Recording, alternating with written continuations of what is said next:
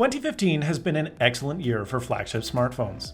Samsung has released the Galaxy S6, their most premium and most beautifully designed smartphone ever, while HTC had a minor but very solid upgrade to their legendary One series with the One M9.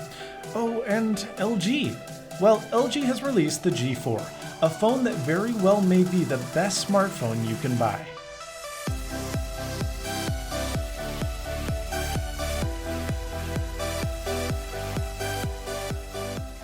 The G4 looks pretty similar to previous flagships from the Korean giant. Most iconically, the volume and power buttons are on the back and not on the sides like a traditional smartphone. And while they take time getting used to, I ended up liking them quite a bit as they offered easy access in both portrait and landscape modes. Now, the G4, unlike other premium flagships this year, is assembled nearly entirely of plastic, unless of course you opt in for the more expensive leather option, which is still almost all plastic. Now, don't be mistaken, the phone is sturdy and well built, but it doesn't feel like an ultra premium and expensive 2015 flagship like the iPhone or the Galaxy S6. It has a very 2013 look to it. Now, one advantage to this plastic design is that it's one of the few remaining flagships with a removable back cover. Behind the cover provides access to a SIM slot, a removable battery, and yes, you guessed it, expandable SD storage. The phone's IPS quantum display is ever so slightly curved. Now, this concave has a few specific advantages. The first one is that glare is reduced and outdoor visibility is quite excellent. The second is that it's a lot more rigid and less prone to cracking if you drop it. And third, it's just much better to hold.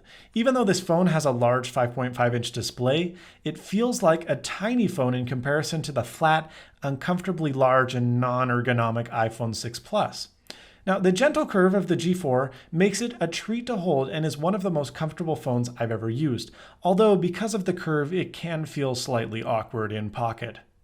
As for the LCD IPS display, wow, what a beautiful screen. This LCD IPS display is Quad HD, rocking a resolution of, can you guess it? Ding, ding, ding, 2560 by 1440. Now, LG markets the display as, quote, an IPS quantum display, end quote, which translated into English means that it has the vibrancy, brightness, and contrast of an OLED display, but the ability to accurately reproduce colors like a good LCD. It's really the best of both worlds. The blacks on the G4 are really good. They're closer to an OLED than to an LCD with very little light bleed. Now, the color accuracy makes it excellent at dialing in skin tones and contrast while shooting photos and video. Speaking of photos, the LG G4 has the best camera of any smartphone on the market, period. The 16-megapixel rear camera has a massive sensor, crazy low aperture at f1.8, laser autofocus, and, of course, optical image stabilization. Now, the camera gives you fully manual controls like shooting in RAW, which is pretty awesome, but what's even more awesome is how good and how quick the automatic mode is. Now, the G4 is fast to focus, it accurately decides white balance and contrast, and it takes pictures quickly. It's not as fast as the iPhone, but it's certainly faster than the Note 4 and even the Galaxy S6. Low light performance is unlike any smartphone before it, and I'm amazed at the shots that this camera can get without flash. One complaint that I have with the camera, and one that's shared by many, is that LG's camera software tends to over-sharpen photos in a lot of occasions that, when zoomed, can look very unnatural and distorted. Hopefully this is fixed in a future software update, but even still, I hold no reservations in saying that the G4's camera supersedes that of the competition. For selfie addicts out there, yeah, we know you're one of them. The front-facing camera is also superb. An 8-megapixel shooter is ready to capture your lovely mug and integrates a few neat features that we've seen before, like a selfie light that uses the display to illuminate your face, as well as gestures to get the perfect shot. Now that we've talked about the outside, let's get an idea of the innards. The LG G4 rocks a hexa-core Snapdragon 808 processor clocked at 1.8 GHz, which I, along with many others, were sad to hear, as we were hoping for the Snapdragon 810 that's present in the Galaxy S6. After a few months of use, though, I'm convinced that the 808 was the right option for the G4. Keep in mind, it still has 3 gigs of RAM, so the phone is fast. The menus, transitions, and user experience were never crippled by lag or delay. Gaming was a charm, and while the phone did get warm, I never felt like it lacked power, ever.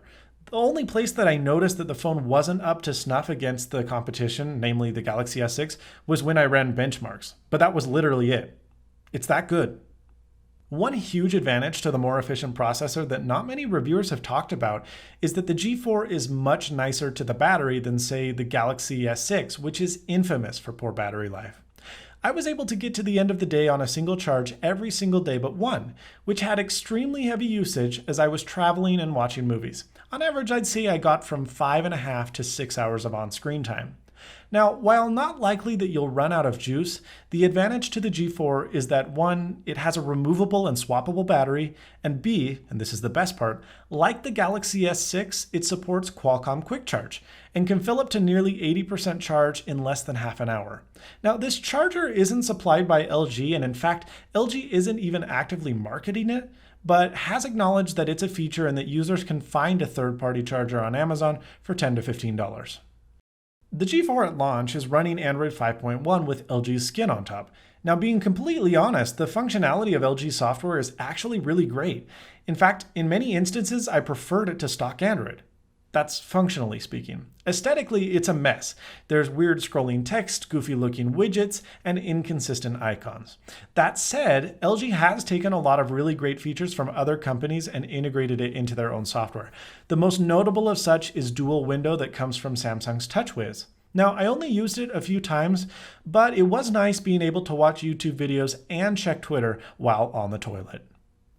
Another neat feature that LG has integrated is automation based on activity and location.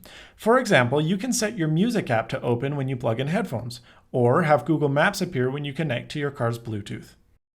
A few of LG's widgets are redundant, unnecessary, and oftentimes downright ugly.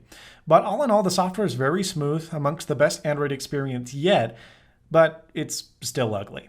Of course, you can throw a third-party launcher on top to de-LG it while retaining the neat added features, and that's a pretty good suggestion.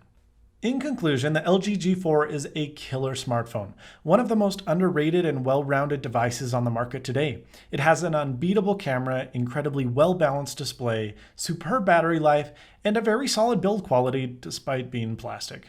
Now, as long as you're okay with people taking no interest in your newly purchased device, like they would with, say, the Samsung Galaxy S6 Edge, the LG G4 is a superb option for anyone, from tech geek to soccer mom. If you've enjoyed this video, please leave it a thumbs up. If you didn't, a thumbs down. If you'd like to support our channel and future videos like these, please shop through our Amazon affiliate link, snazzyzon.com. Thanks for watching, and as always, stay snazzy. See you later, folks.